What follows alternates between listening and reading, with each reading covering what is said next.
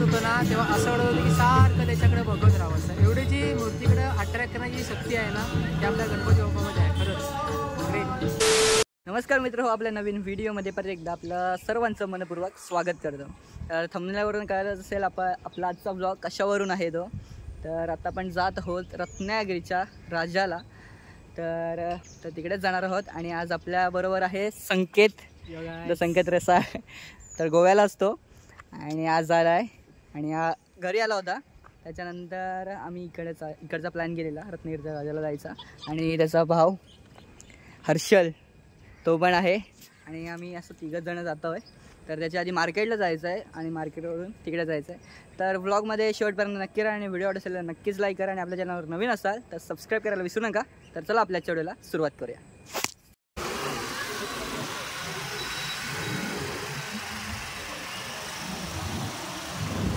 Direct Maruti मंदिर ना? Yes.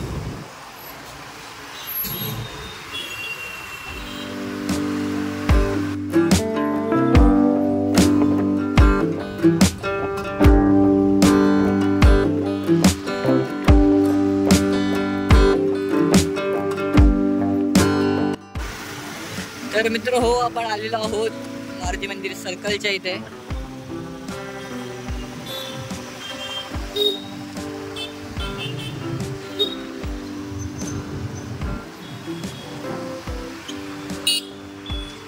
तर मित्र हो, आपण पोहोचलेलो मारुती मंदिरला आणि गाडी पार्क केलेली. तर चला जाऊया डायरेक्ट. गणपती बाप्पा मोरया.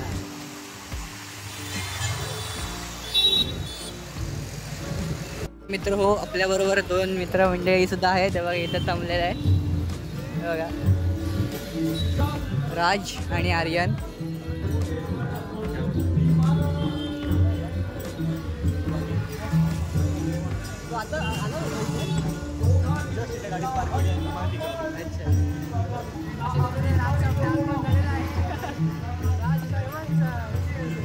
तर चला